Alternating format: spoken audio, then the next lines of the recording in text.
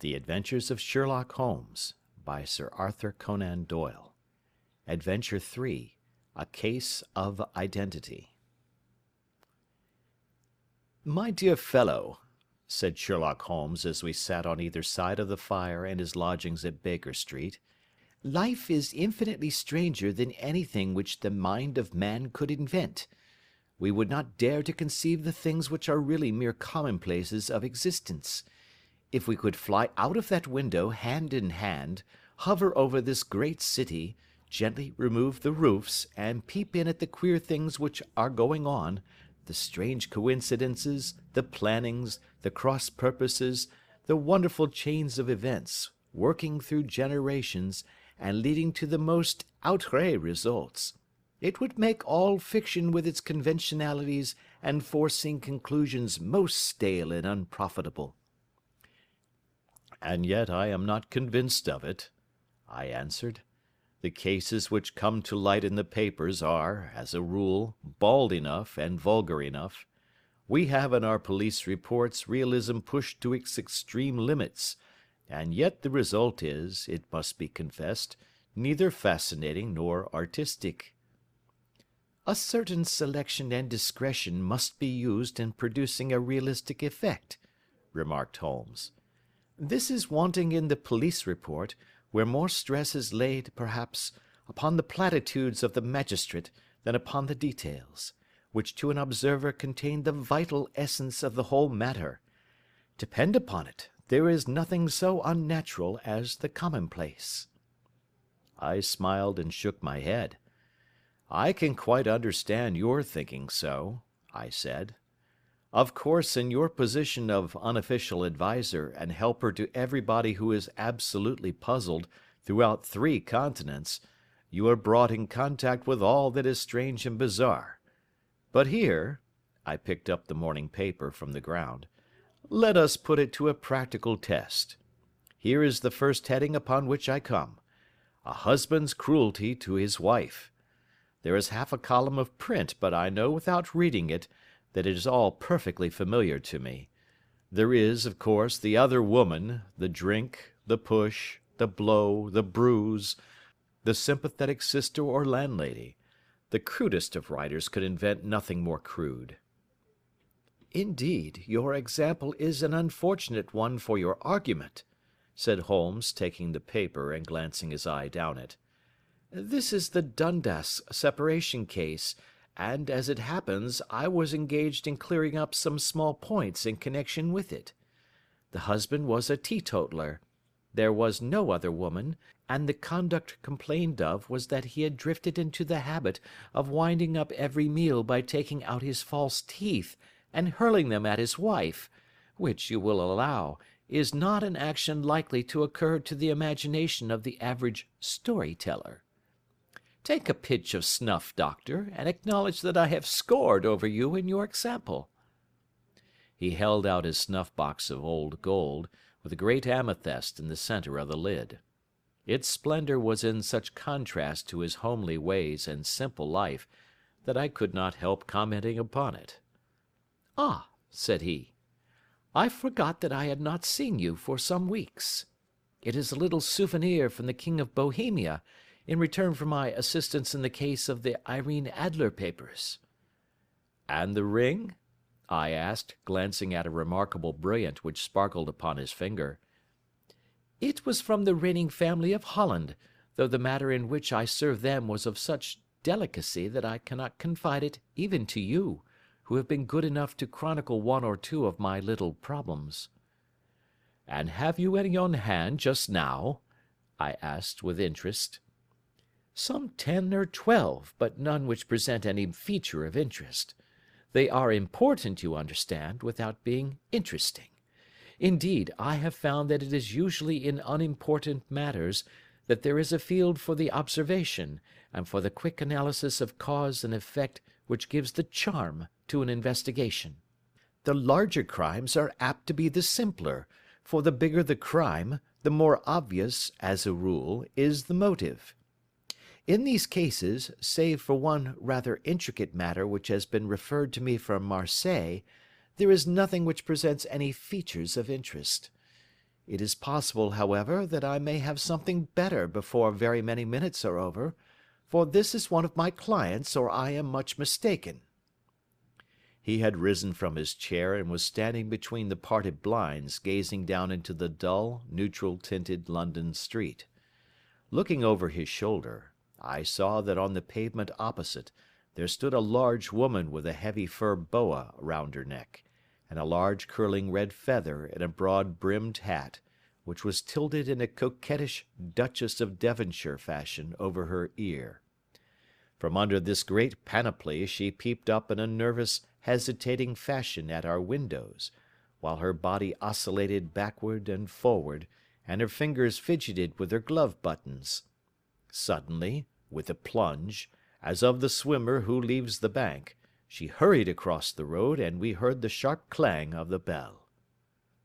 "I have seen those symptoms before," said Holmes, throwing his cigarette into the fire. "Oscillation upon the pavement always means an affaire à coeur. She would like advice, but it is not sure that the matter is not too delicate for communication. And yet even here we may discriminate. When a woman has been seriously wronged by a man she no longer oscillates, and the usual symptom is a broken bell wire. Here we may take it that there is a love matter, but that the maiden is not so much angry as perplexed or grieved. But here she comes in person to resolve our doubts."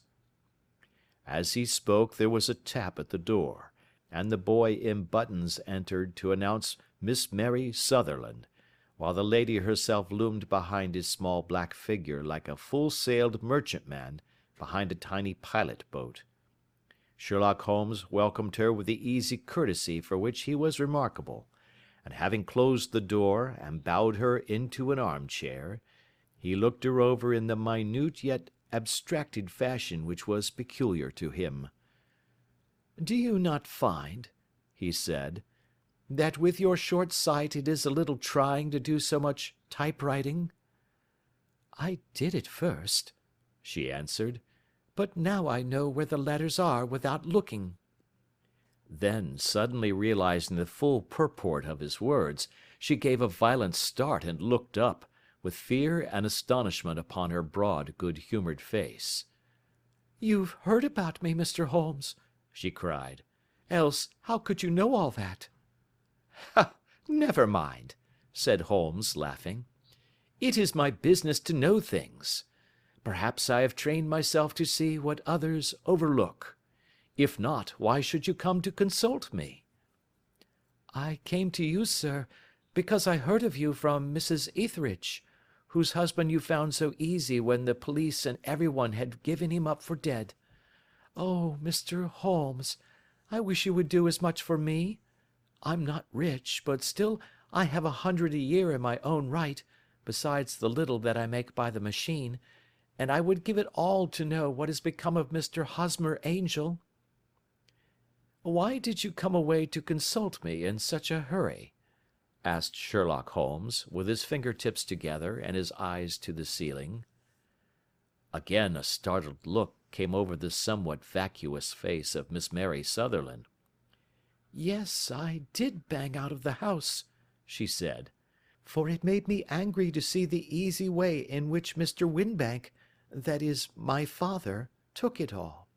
He would not go to the police, and he would not go to you, and so at last, as he would do nothing, and kept on saying that there was no harm done, it made me mad, and I just on with my things and came right away to you."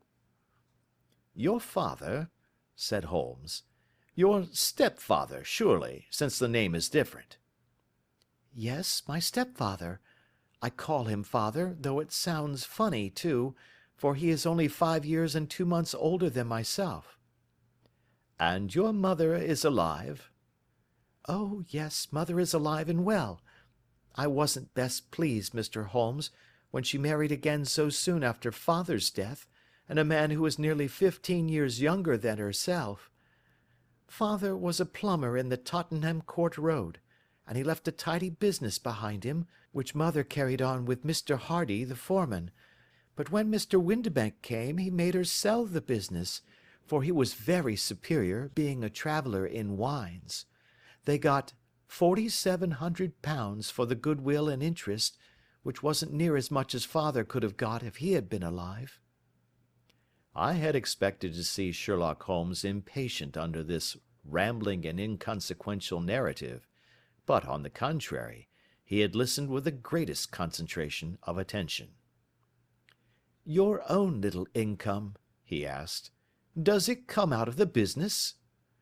"Oh, no, sir. It is quite separate and was left me by my Uncle Ned in Auckland. It is in New Zealand stock, paying 4.5%. £2,500 was the amount, but I can only touch the interest." "You interest me extremely," said Holmes, "and since you draw so large a sum as 100 a year, with what you earn into the bargain, you no doubt travel a little and indulge yourself in every way. I believe that a single lady can get on very nicely upon an income of about £60. "I could do with much less than that, Mr. Holmes, but you understand that as long as I live at home I don't wish to be a burden to them, and so they have the use of the money just while I am staying with them. Of course, that is only just for the time. Mr. Windibank draws my interest every quarter and pays it over to mother, and I find that I can do pretty well with what I earn at typewriting. It brings me twopence a sheet, and I can often do from 15 to 20 sheets in a day." "You have made your position very clear to me," said Holmes. "This is my friend, Dr. Watson, before whom you can speak as freely as before myself. Kindly tell us now all about your connection with Mr. Hosmer Angel." A flush stole over Miss Sutherland's face, and she picked nervously at the fringe of her jacket. "I met him first at the gasfitters' ball," she said. "They used to send father tickets when he was alive, and then afterwards they remembered us, and sent them to mother. Mr. Windibank did not wish us to go. He never did wish us to go anywhere. He would get quite mad if I wanted so much as to join a Sunday school treat. But this time I was set on going, and I would go, for what right had he to prevent? He said the folk were not fit for us to know, when all father's friends were to be there, and he said that I had nothing fit to wear, when I had my purple plush that I had never so much as taken out of the drawer. At last, when nothing else would do, he went off to France upon the business of the firm, but we went, mother and I, with Mr. Hardy, who used to be our foreman, and it was there I met Mr. Hosmer Angel."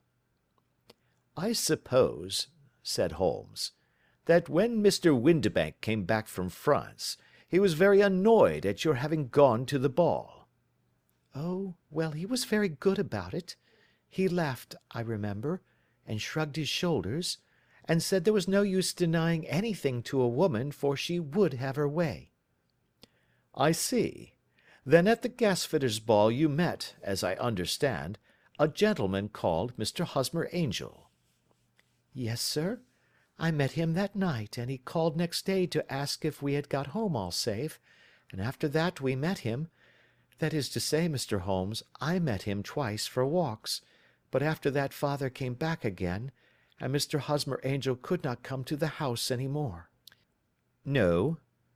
"Well, you know father didn't like anything of the sort. He wouldn't have any visitors if he could help it, and he used to say that a woman should be happy in her own family circle. But then, as I used to say to mother, a woman wants her own circle to begin with, and I had not got mine yet." "But how about Mr. Hosmer Angel? Did he make no attempt to see you?" "Well, father was going off to France again in a week, and Hosmer wrote and said that it would be safer and better not to see each other until he had gone. We could write in the meantime, and he used to write every day. I took the letters in the morning, so there was no need for father to know." "Were you engaged to the gentleman at this time?" "Oh, yes, Mr. Holmes. We were engaged after the first walk that we took. Hosmer, Mr. Angel, was a cashier in an office in Leadenhall Street, and—" "What office?" "That's the worst of it, Mr. Holmes. I don't know. Where did he live, then? He slept on the premises. And you don't know his address? No, except that it was Leadenhall Street. Where did you address your letters, then? To the Leadenhall Street post office, to be left till called for.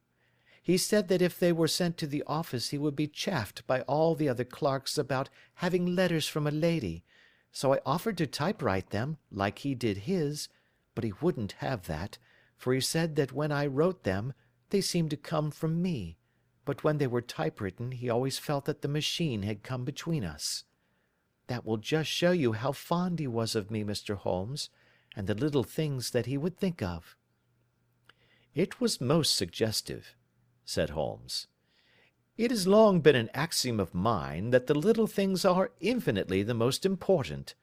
Can you remember any other little things about Mr. Hosmer Angel?" "He was a very shy man, Mr. Holmes. He would rather walk with me in the evening than in the daylight, for he said that he hated to be conspicuous. Very retiring and gentlemanly he was. Even his voice was gentle. He'd had the quinsy and swollen glands when he was young, he told me, and it had left him with a weak throat and a hesitating, whispering fashion of speech. He was always well dressed, very neat and plain, but his eyes were weak just as mine are, and he wore tinted glasses against the glare." "Well, and what happened when Mr. Windibank, your stepfather, returned to France?" "Mr. Hosmer Angel came to the house again, and proposed that we should marry before father came back. He was in dreadful earnest, and made me swear, with my hands on the testament, that whatever happened I would always be true to him. Mother said he was quite right to make me swear, and that it was a sign of his passion. Mother was all in his favour from the first, and was even fonder of him than I was. Then, when they talked of marrying within the week, I began to ask about father, but they both said never to mind about father, but just to tell him afterwards, and mother said she would make it all right with him. I didn't quite like that, Mr. Holmes. It seemed funny that I should ask his leave, as he was only a few years older than me, but I didn't want to do anything on the sly, so I wrote to father at Bordeaux, where the company has its French offices, but the letter came back to me on the very morning of the wedding." "It missed him, then?" "Yes, sir, for he had started to England just before it arrived." "Ha! That was unfortunate. Your wedding was arranged, then, for the Friday. Was it to be in church?" "Yes, sir, but very quietly. It was to be at Son Saviour's, near King's Cross, and we were to have breakfast afterwards at the St. Pancras Hotel. Hosmer came for us in a hansom, but as there were two of us, he put us both into it and stepped himself into a four-wheeler, which happened to be the only other cab in the street. We got to the church first, and when the four-wheeler drove up we waited for him to step out, but he never did, and when the cabman got down from the box and looked, there was no one there. The cabman said that he could not imagine what had become of him, for he had seen him get in with his own eyes. That was last Friday, Mr. Holmes, and I have neither seen nor heard anything since then to throw any light upon what has become of him." "It seems to me that you have been very shamefully treated," said Holmes. "Oh, no, sir. He was too good and kind to leave me so. Why, all the morning he was saying to me that, whatever happened, I was to be true, and that even if something quite unforeseen occurred to separate us, I was always to remember that I was pledged to him, and that he would claim his pledge sooner or later. It seemed strange talk for a wedding morning, but what has happened since gives a meaning to it." "Most certainly it does. Your own opinion is, then, that some unforeseen catastrophe has occurred to him?" "Yes, sir. I believe that he foresaw some danger, or else he would not have talked so, and then I think that what he foresaw happened." "But you have no notion as to what it could have been?" "None." "One more question. How did your mother take the matter?" She was angry, and said that I was never to speak of the matter again." "And your father? Did you tell him?" "Yes, and he seemed to think, with me, that something had happened, and that I should hear of Hosmer again. As he said, what interest could anyone have in bringing me to the doors of the church, and then leaving me? Now, if he had borrowed my money, or if he had married me and got my money settled on him, there might be some reason, but Hosmer was very independent about money, and never would look at a shilling of mine. And yet, what could have happened? And why could he not write? Oh, it drives me half mad to think of it, and I can't sleep a wink at night." She pulled a little handkerchief out of her muff, and began to sob heavily into it. "I shall glance into the case for you," said Holmes, rising, "and I have no doubt that we shall reach some definite result. Let the weight of the matter rest upon me now, and do not let your mind dwell upon it further. Above all, try to let Mr. Hosmer Angel vanish from your memory, as he has done from your life." "Then you don't think I'll see him again?" "I fear not." "Then what has happened to him?" "You will leave that question in my hands. I should like an accurate description of him, and any letters of his which you can spare." "I advertised for him in last Saturday's Chronicle," said she. "Here is the slip, and here are 4 letters from him." "Thank you. And your address?"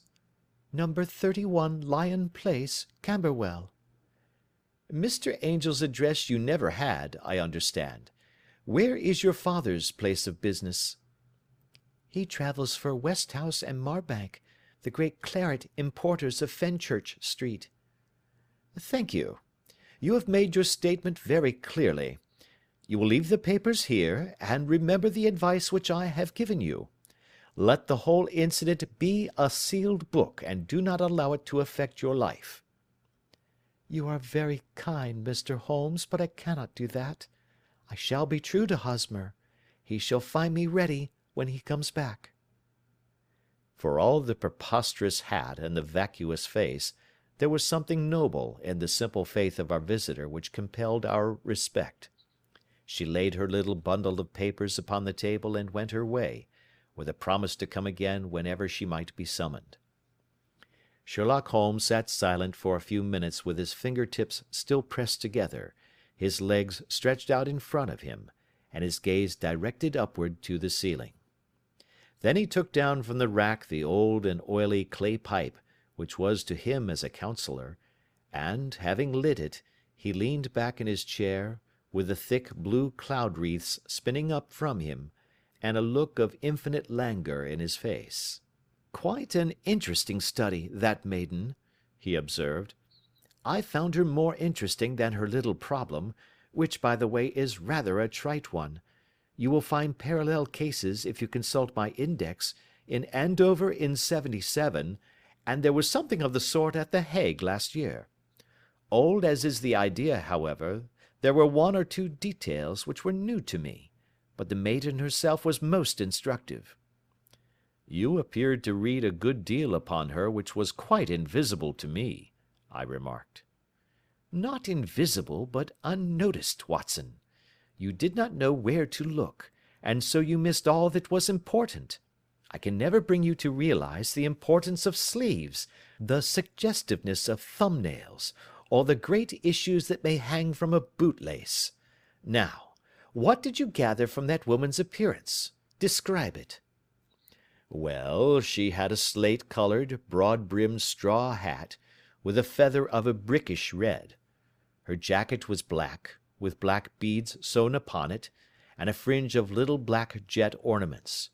Her dress was brown, rather darker than coffee colour, with a little purple plush at the neck and sleeves.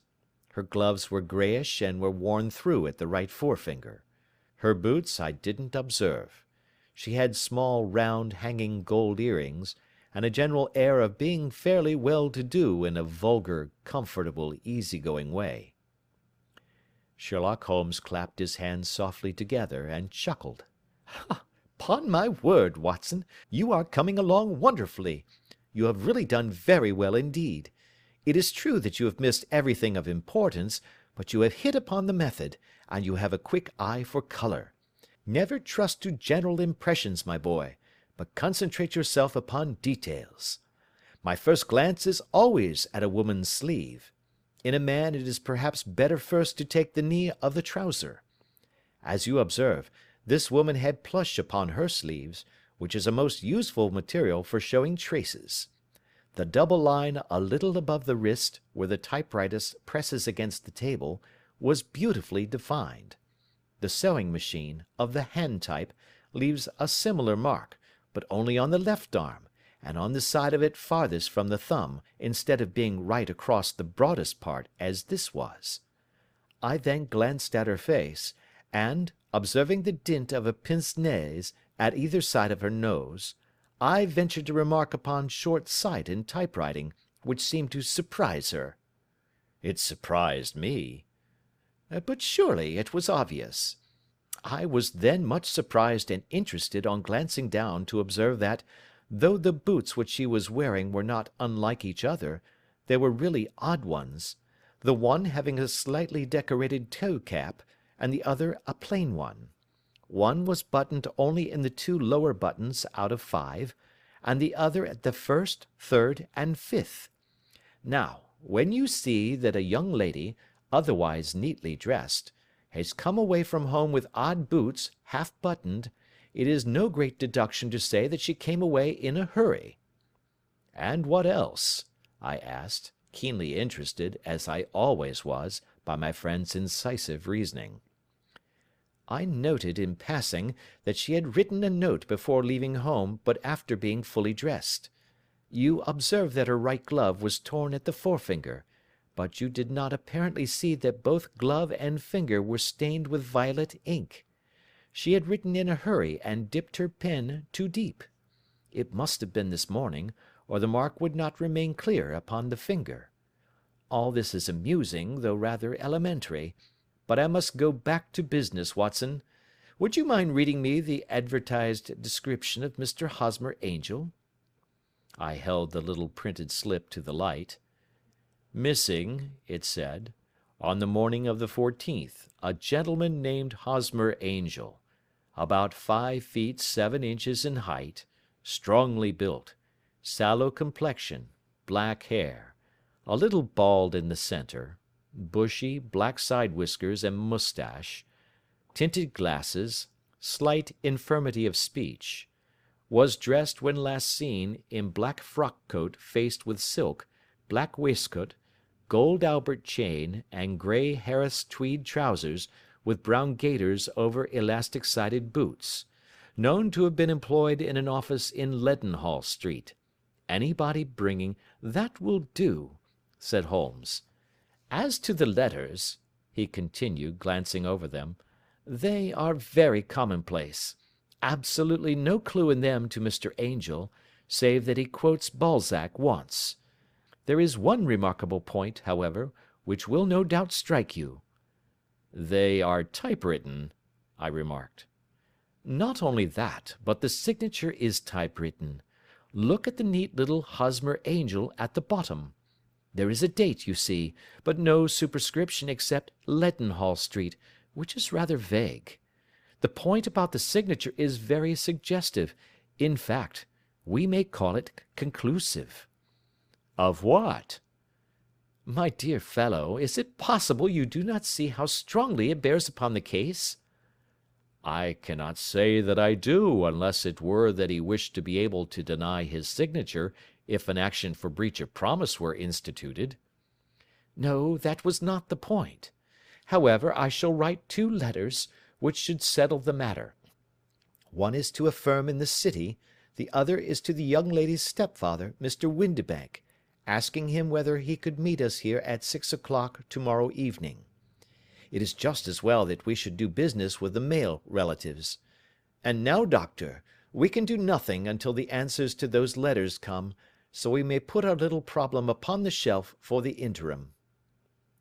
I had had so many reasons to believe in my friend's subtle powers of reasoning and extraordinary energy in action, that I felt that he must have some solid grounds for the assured and easy demeanour with which he treated the singular mystery which he had been called upon to fathom.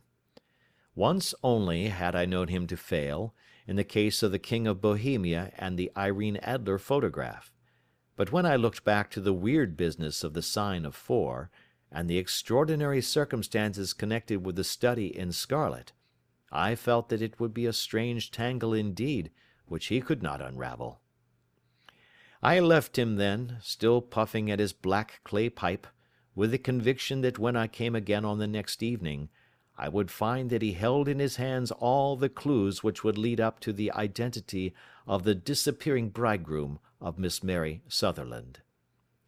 A professional case of great gravity was engaging my own attention at the time, and the whole of next day I was busy at the bedside of the sufferer. It was not until close upon 6 o'clock that I found myself free, and was able to spring into a hansom and drive to Baker Street, half afraid that I might be too late to assist at the dénouement of the little mystery. I found Sherlock Holmes alone, however, half asleep, with his long, thin form curled up in the recesses of his armchair. A formidable array of bottles and test tubes, with the pungent, cleanly smell of hydrochloric acid, told me that he had spent his day in the chemical work which was so dear to him. "Well, have you solved it?" I asked as I entered. "Yes, it was the bisulfate of baryta." "No, no, the mystery!" I cried. "Oh, that! I thought of the salt that I had been working upon. There was never any mystery in the matter, though, as I said yesterday, some of the details are of interest. The only drawback is that there is no law, I fear, that can touch the scoundrel." "Who was he, then, and what was his object in deserting Miss Sutherland?" The question was hardly out of my mouth, and Holmes had not yet opened his lips to reply, when we heard a heavy footfall in the passage, and a tap at the door. "This is the girl's stepfather, Mr. James Windibank," said Holmes. "He has written to me to say that he would be here at 6. Come in." The man who entered was a sturdy, middle-sized fellow, some 30 years of age, clean-shaven, and sallow-skinned, with a bland, insinuating manner, and a pair of wonderfully sharp and penetrating grey eyes. He shot a questioning glance at each of us, placed his shiny top-hat upon the sideboard, and with a slight bow sidled down into the nearest chair. "Good evening, Mr. James Windibank," said Holmes. "I think that this typewritten letter is from you, in which you have made an appointment with me for 6 o'clock?" "Yes, sir. I am afraid that I am a little late, but I am not quite my own master, you know. I am sorry that Miss Sutherland has troubled you about this little matter, for I think it is far better not to wash linen of the sort in public. It was quite against my wishes that she came, but she is a very excitable, impulsive girl, as you may have noticed, and she is not easily controlled when she has made up her mind on a point. Of course, I did not mind you so much, as you are not connected with the official police, but it is not pleasant to have a family misfortune like this noised abroad. Besides, it is a useless expense, for how could you possibly find this Hosmer Angel?" "On the contrary," said Holmes quietly, "I have every reason to believe that I will succeed in discovering Mr. Hosmer Angel." Mr. Windibank gave a violent start and dropped his gloves. "I am delighted to hear it," he said. "It is a curious thing," remarked Holmes, "that a typewriter has really quite as much individuality as a man's handwriting. Unless they are quite new, no two of them write exactly alike. Some letters get more worn than others, and some wear only on one side. Now, you remark in this note of yours, Mr. Windibank, that in every case there is some little slurring over of the E, and a slight defect in the tail of the R. There are 14 other characteristics, but those are the more obvious." "We do all our correspondence with this machine at the office, and no doubt it is a little worn," our visitor answered, glancing keenly at Holmes with his bright little eyes. And now I will show you what is really a very interesting study, Mr. Windibank," Holmes continued. "I think of writing another little monograph some of these days on the typewriter and its relation to crime. It is a subject to which I have devoted some little attention. I have here 4 letters which purport to come from the missing man. They are all typewritten. In each case, not only are the E's slurred and the R's tailless, but you will observe, if you care to use my magnifying lens, that the 14 other characteristics to which I have alluded are there as well." Mr. Windibank sprang out of his chair and picked up his hat. "I cannot waste time over this sort of fantastic talk, Mr. Holmes," he said. "If you can catch the man, catch him, and let me know when you have done it." "Certainly," said Holmes, stepping over and turning the key in the door. "I let you know then that I have caught him." "What? Where?" shouted Mr. Windibank, turning white to his lips and glancing about him like a rat in a trap. "Oh, it won't do. Really it won't," said Holmes suavely. "There is no possible getting out of it, Mr. Windibank. It is quite too transparent, and it was a very bad compliment when you said that it was impossible for me to solve so simple a question. That's right. Sit down and let us talk it over." Our visitor collapsed into a chair, with a ghastly face and a glitter of moisture on his brow. It's not actionable," he stammered. "I am very much afraid that it is not. But between ourselves, Windibank, it was as cruel and selfish and heartless a trick in a petty way as ever came before me. Now, let me just run over the course of events, and you will contradict me if I go wrong." The man sat huddled up in his chair, with his head sunk upon his breast, like one who is utterly crushed. Holmes stuck his feet up on the corner of the mantelpiece, and leaning back with his hands in his pockets, began talking, rather to himself, as it seemed, than to us. "The man married a woman very much older than himself for her money," said he, "and he enjoyed the use of the money of the daughter as long as she lived with them. It was a considerable sum, for people in their position, and the loss of it would have made a serious difference. It was worth an effort to preserve it. The daughter was of a good, amiable disposition, but affectionate and warm-hearted in her ways, so that it was evident that with her fair personal advantages and her little income, she would not be allowed to remain single long.